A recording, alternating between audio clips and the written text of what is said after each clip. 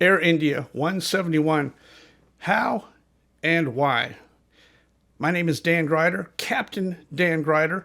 I was an airline captain for many years on numerous different airplanes, and I want to talk about Air India 171. Basically, as this report has just recently come out, lots of further speculation, and it's now come down to two basic schools of thought. I'm going to give you my opinion and my speculation. I normally stick to general aviation accidents and trying to reduce the general aviation fatal accident rate. This one is interesting to me, and I did used to fly the 777. I never flew the 787, but I'm very familiar with these fuel cutoff switches, and a little bit of speculation here on everybody's part. Basically, it's down to two schools of thought: suicide or mechanical.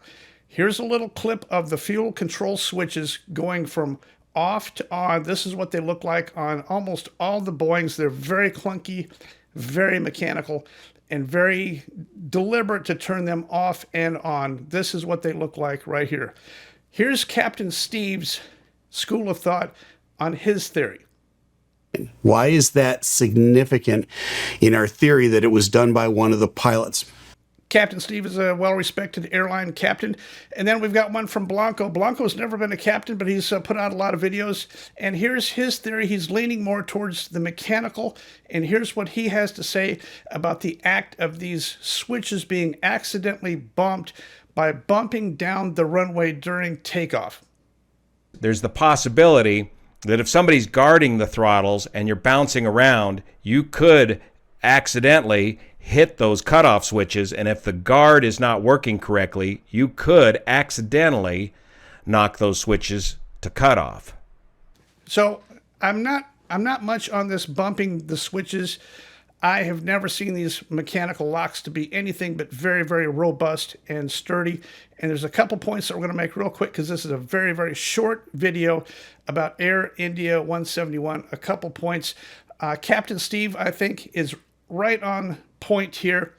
Without saying so, he's gone out on a limb and said this is suicide, and he's given special attention to mental health for pilots and the ability to get help for pilots when they need help. Currently in the United States, if you raise the flag and need help, you're off to the races, and you're going to lose your medical, you're going to lose your license, you're going to lose your livelihood. And I think Captain Steve has an excellent point on all that. He has not come right out in the open and said that this is a pilot suicide, but that is the camp that he's in. Let's listen again to Captain Steve's theory. Why is that significant in our theory that it was done by one of the pilots? Now there's me. I am in Captain Steve's camp. I'm going to come right out and tell you, I do think it was suicide. I'm going to tell you the two things about the culture over here that no one has talked about yet. Number one, universally since the dawn of time, all suicides are premeditated. It's not possible to have an unpremeditated suicide. If you're going to kill yourself or kill somebody and do a murder-suicide like this was, it's meditated, it's thought out, it's planned. Number two, in the Indian culture, their culture says that their honor, for their family honor and their disgrace, they cannot be labeled as a murder-suicide person. They're going to try to find a way for this to be either the other guy or for it to be unsolvable. I want you to take a look at the timeline on here. The report is just out here, and here's a few things that I've gleaned from the timeline, and the timestamps are in order here. I'll put them on the screen here for you, but here's the timestamps.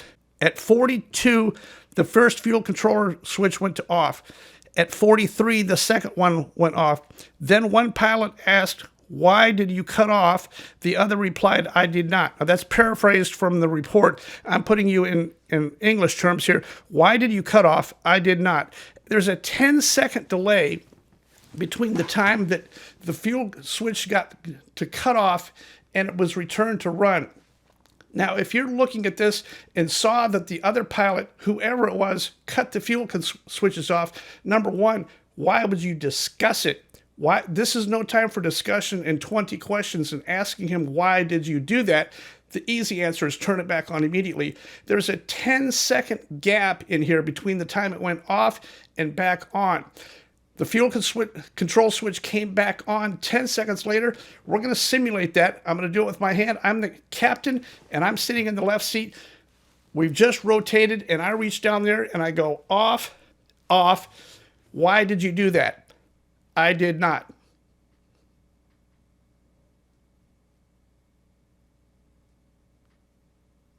On. 1, 2, 3, 4. On. There's 4 seconds between the time that the second fuel control switch was brought back to on. I think this is your captain in the left seat. This is my speculation. I think this is your captain in the left seat. Keep in mind, it was only a few seconds before impact that the captain said the words, "Mayday, Mayday, Mayday," and then the sound of the first impact occurred, and then the recording stops just seconds after. His Mayday, Mayday, Mayday, if that was the captain, was too cold, too calculating, and too perfect. It was rehearsed. Mayday, Mayday, Mayday. I think this was one of the pilots. I'm leaning towards this being the captain who did the murder-suicide. The co-pilot in the right seat, it was his takeoff.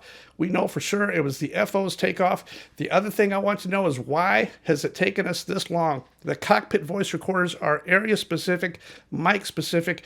They know currently exactly who said what into which microphone. Each channel is picked up. The report is deliberately vague to not tell you which person in which seat said what. I believe that is a cover-up. The only thing I could deduce is that if you were flying and you saw that the other person switched those two off, number one, why would you talk about it?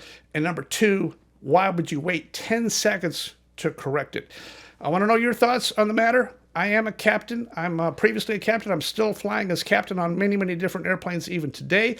This is the captain's uniform that I used to wear on a daily basis in the airline industry. These fuel control switches that I'm showing to you here right now are very robust, very mechanical. I'm not buying the Blanco Lario theory that bouncing down the runway, that these things could be arbitrarily cut off. In other words, if somebody was guarding the throttles with their hand behind the throttles while the other pilot was pushing the throttles up or thrust levers, that hand guarding the thrust levers or throttles could potentially hit those fuel control switches to the cutoff position. In this very short nutshell of a summary, my summary is, I think your guy in the left seat premeditated, did it. He had it all calculated out, and he made it sound like, why did you do it? The response was, I did not. And then he waited the appropriate amount of time to turn number one back on, waited another 3 seconds to turn the second one back on, and by that time, it's obviously too late. They never even raised the gear. Positive rate gear up never came. They never did it. It's the perfect cover-up for a murder-suicide. I'd like to know your thoughts. I've gone out on a limb to tell you my thoughts. These glaring issues here out of this preliminary report are huge to me. I'd like to know your opinion. If it turns out that I am wrong in my speculation, I'll be glad to make a video and explain when the final report comes out if there's something other. But as of right now, I think there's only one solution that I can see as of this time and space as of today. Let me know your thoughts in the comments.